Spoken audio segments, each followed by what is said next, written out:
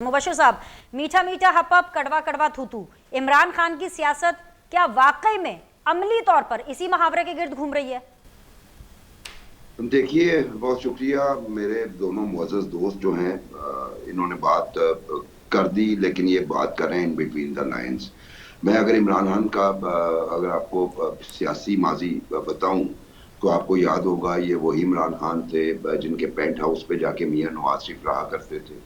फिर उन्हें मियाँ नवाज़ शरीफ ने इन्हें ज़मीन भी अलॉट की और फिर यूँ हुआ कि 2007 में इन्हीं मियाँ नवाज़ शरीफ साहब के साथ इन्होंने लंदन में बाइकॉट का फैसला किया कि हम इलेक्शन का बाइकॉट करेंगे। वो अलहदा बात है कि मियाँ नवाज़ शरीफ का पॉलिटिकल विजन ज़रा बेहतर था। उन्हें अंदाज़ा हो गया कि उनसे गलती हो गई है, उन्हें बाइकॉट एंड कर दिया। उसके बाद इन्होंने ही जो है आपको याद होगा कि जमात इस्लामी के साथ मिलके कोalition गवर्नमेंट बनाई 2013 में, और अब जमात के हवाले से जो भी बात ये करते हैं वो करते हैं। मैं ये कह रहा हूँ ये जो माजी बताने की बात कर, और फिर मुशर्रफ के खिलाफ एक वक्त में पहले मुशर्रफ को सपोर्ट किया, उसके बाद कौम से माफी मांगी। फिर मुशर्रफ के खिलाफ एक ट्रक पे मैंने माल रोड पे देखा, उस ट्रक पे मखदूम अमीन फ़हीम थे, पाकिस्तान पीपल्स पार्टी के, राजा जफरुल हक थे, ख्वाजा साद रफीक थे, पीपल्स पार्टी की दूसरी लीडरशिप थी, मौलाना फजल रहमान के लोग थे।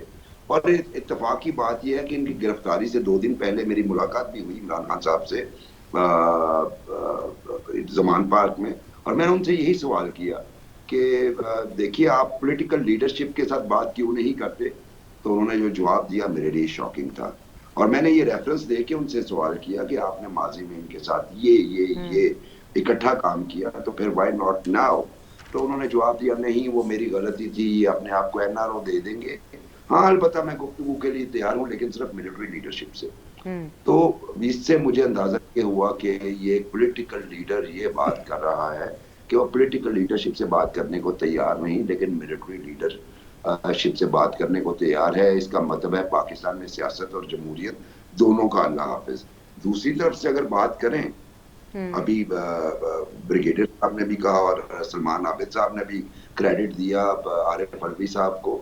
पहला जो ऑफर की थी नेगोशिएशंस की, वो बिलावल भुट्टो ने की थी जब कोविड आया था कि आइए मिलके बात करते हैं। दूसरी ऑफर की थी शहबाज शरीफ ने, आइए चार्टर ऑफ इकोनॉमी के ऊपर बात करते हैं। और इन लेकिन दोनों कोई बातों को सुनवाई मुबशिर नहीं, बुखारी इन्होंने। साहब एनआरओ कह करके टैग किया गया कि दोनों जी पॉलिटिकल पार्टीज जी, एनआरओ मांग रही हैं, just to put the facts right. जी सर, कंटिन्यू। इन ऑफर्स को कमजोरी समझा गया और कहा गया एनआरओ मांग रहे हैं। उसके बाद भी आपको भी पता है, बिनिश और सलमान भाई को और ब्रिगेडियर साहब मुझसे ज्यादा बाखबर हैं, इन्हें अंदाजा है कि ये नो कॉन्फिडेंस के दरमियान भी पीपल्स पार्टी ने राब्ता किया, या पीपल्स पार्टी से इन्होंने राब्ता किया, और लेकिन उस पर भी इन्होंने थोड़ी सी ऑब्ड्यूरेसी दिखाई, स्ट्रॉन्ग हेडेडनेस दिखाई, जिसके नतीजे में उन्हें नो कॉन्फिडेंस फेस करना पड़ी।